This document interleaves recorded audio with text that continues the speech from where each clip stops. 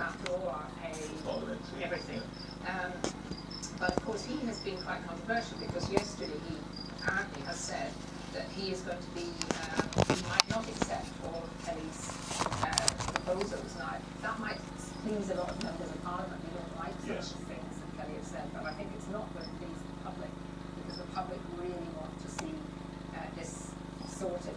Now the thing I want to just point out about Kelly, I'm not sure who appointed him. I don't know where he came from. I mean, I know who he was. He's been chairing all sorts of different... I think he was appointed by the party leaders. Well, probably, but you see, in the end, it's always the same sort of people who get appointed. He's been chairman of all sorts of different fine groups.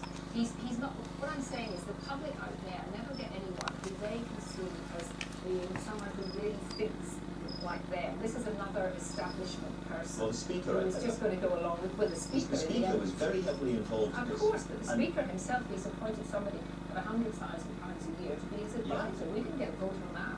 Well, last week we had Harriet Harman on the show, and she I couldn't quite work out what she was really saying about the Kelly report. She was suggesting it could be reopened, and now, of course, with this new body, IPSA, or whatever we call it, it does appear that Sir Kelly is going to reopen a lot of it. And it could be put well into the long grass, because most of the current MPs will not end up having to be affected by any of this. So I think the public's going to still be very, very angry. Kelly must be splitting taps. But he looked quite cross. Yeah. He needed it carried out. And yet there isn't a Bernie's news on the a few people do feel strongly that they're being picked on. Yeah. But that's part of the course, I'm afraid, because we're all part of the same study. Sharon, let's jump to your next story. Well, it's about the killings in Texas and about the psychiatrist with Elvis.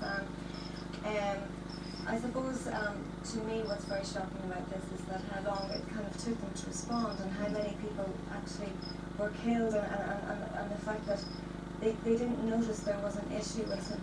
Yes. There was a problem with him in the first place. And friends and relatives have said it was quite clear for some time that he was boiling up. Yeah, and probably quite depressed and you know, the other sort of thing about it is Sergeant Kimberly Munley, the 34-year-old mother of two, who was probably allegedly the one who managed to shoot him down outside when he was, I think, following somebody who was already wounded outside of the base.